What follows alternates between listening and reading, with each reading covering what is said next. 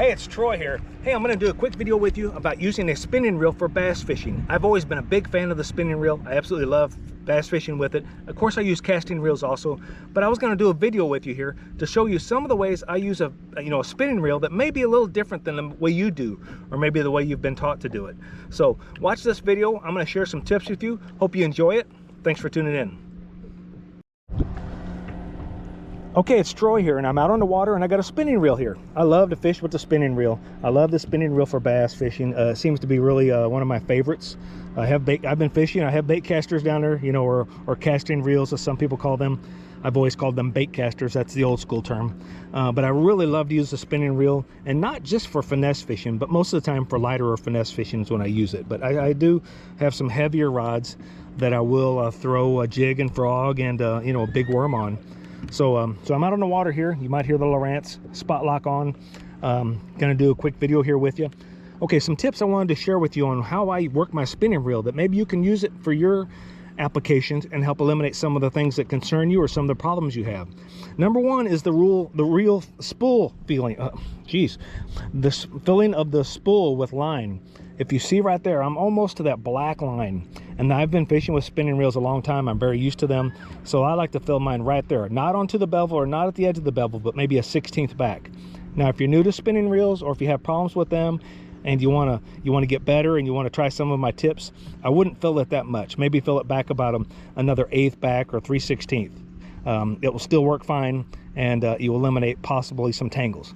Okay, number two is you want a good line. You want a good line, number one, especially, but you want a good reel also.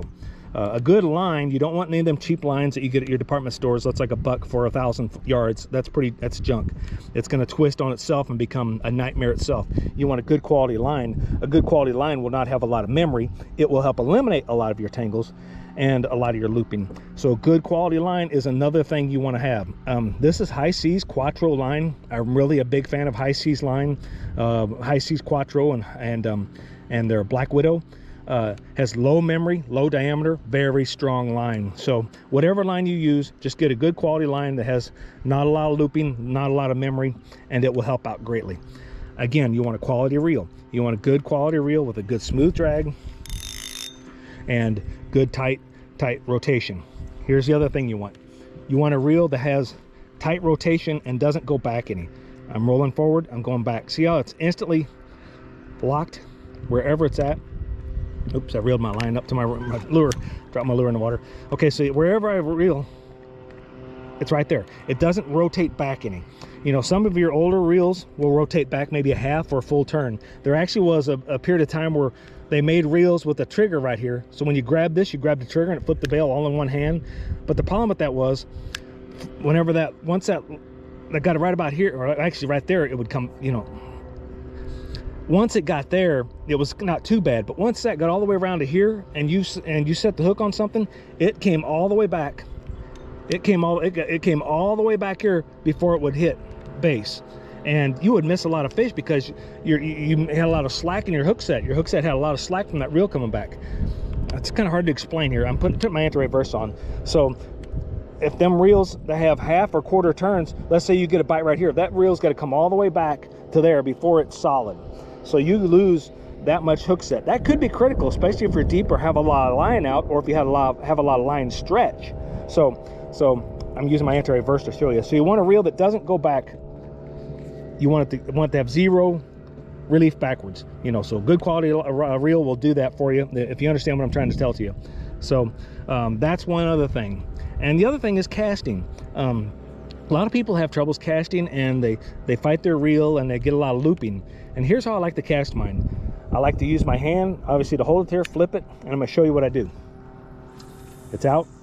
As soon as it hits, I put my finger down. Or if I want to stop it early, I put my finger down.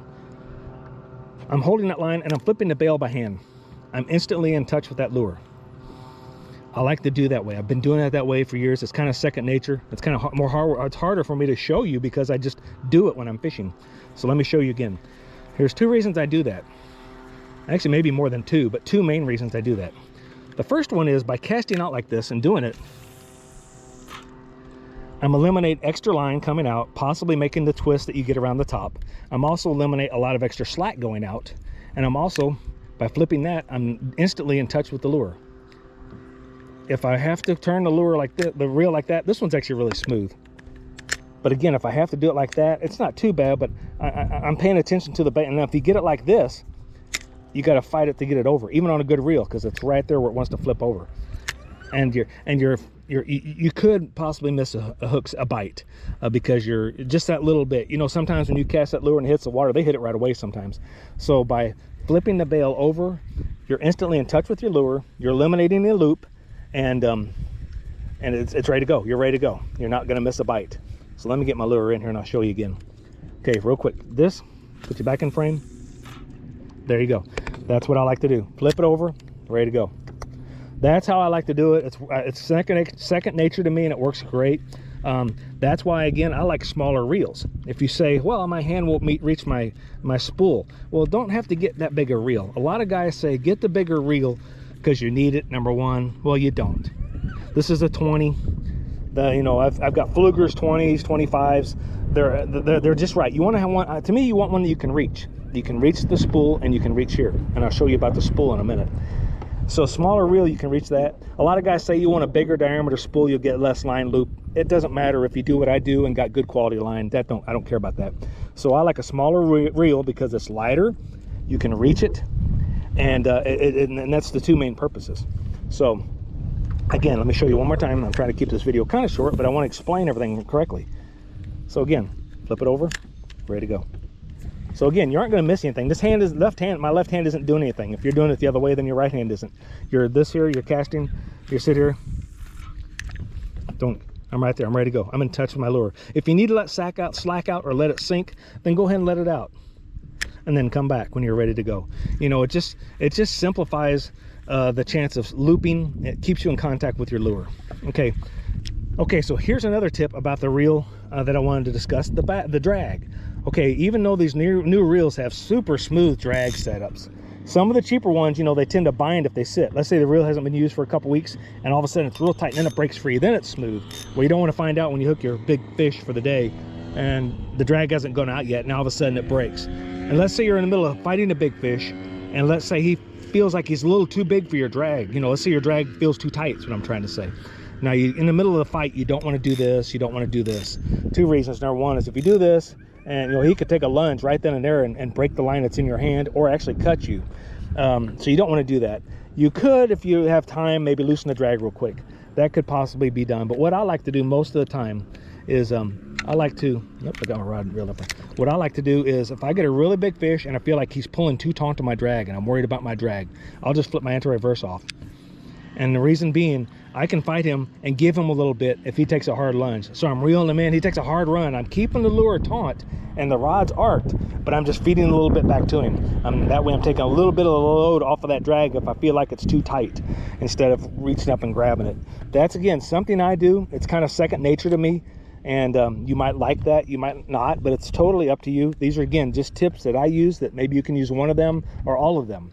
Now let's say you got the anti-reverse off and you're fighting, and let's say for whatever reason you need to take the hand off the reel. You don't want to do that, but if you do, and again, by having a smaller reel, I can put my finger right on that spool and stop it. I can stop it. So if I'm fighting him and his hand slips off, or I'm getting ready to land him and I don't have time to flip this over, then I can just put my finger on the bail and stop it right there. So again, just something I do, and maybe this will work for you. By having a smaller reel, this will allow you to do this. Again, smaller reel will help out in reaching the spool for both of those things I was telling you about. You don't need a big reel. A big reel doesn't necessarily mean it's heavier duty. You don't want an ultralight one for fishing bass, but you don't need a big beefy one like you're going in the ocean. Some guys say the bigger spool helps eliminate line twist. That's really, I never experienced that. You just need a good quality line, and that will eliminate that issue. So again, smaller spool reel, you'll be able to reach it, and you're in business. So that's just some tips I thought I'd share with you. Hopefully you can use those tips, and one of them or all of them. Let me know what you think. Hope you enjoyed the video. Thanks again for watching. You all have a great day.